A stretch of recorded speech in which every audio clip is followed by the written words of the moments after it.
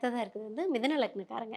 இவங்க வந்து என்ன மாதிரியான அபிஷேக பொருட்கள் கொண்டு போணும்? அப்ப மிதுன லக்னம்ன்றத பார்க்கும்போது, அவங்களுக்கு 5ஆம் வீடா வரக்கூடியது அப்படிங்கும்போது, அவங்களுக்கு வந்து மிதுனத்துக்கு வந்து 5ஆம் இடம்ன்றது துலாம் மனையா வரும்.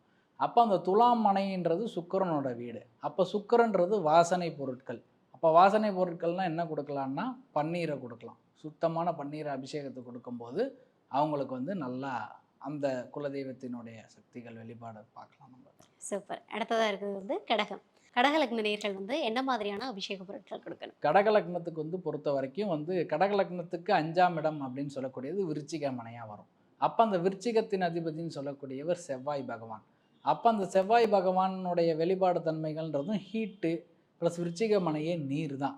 அப்ப என்ன பண்ணலான்னா, நம்ம வந்து விருச்சிக லக்னங்கும்போது சுத்த ஜலம், தண்ணி புடிச்சு குடுத்தாலே போதுமானது. ப்ளஸ் வந்து இவங்களுக்கு மட்டும் தான் லக்கு. கடகத்துக்கு மட்டும் தான். சுத்த ஜலம், சுத்த தண்ணீர் அப்படின்றது குடுக்கலாம். ப்ளஸ் வந்து அவங்க இன்னும் கூடுதலா வேணுங்கிறத பார்க்கும்போது, அவங்க வந்து நல்ல நெய் தீபமா ஒரு 5 தீபம் ஏற்றிட்டு வழிபாடு பண்ணும்போது நல்லா வேலை செய்யும். ஓகே. அடுத்ததா வந்து சிம்ம லக்னக்காரங்க. சிம்ம லக்னக்காரங்க வந்து என்ன மாதிரியான அபிஷேக பொருள் குடுக்கணும்? சிம்ம லக்னக்காரங்க கண்டிப்பா வந்து சந்தன அபிஷேகம் குடுக்கணும் மேடம். சந்தனம் பியூர் சந்தனத்த வந்து கட்டையா அரைச்சு அபிஷேகத்துக்கு குடுக்கலாம். அப்படி இல்லாட்டி உங்களுக்கு ஈர சந்தனம்னு கடையிலலாம் நெறைய இப்ப விக்குது. ஒரிஜினல் சந்தனத்தினுடைய பொடிகளே விக்குது. அந்த பொடிகள அபிஷேகத்துக்கு செய்யும்போது அவங்களுக்கான குலதெய்வம் சார்ந்த விஷயங்கள் திருப்தியா இருக்கும். ஓகே. அடுத்ததா கன்னி. கன்னி லக்னத்துக்கு 5ஆம் இடமா வந்து பார்த்தோம்னா, மகரம்ன்றது வரும்.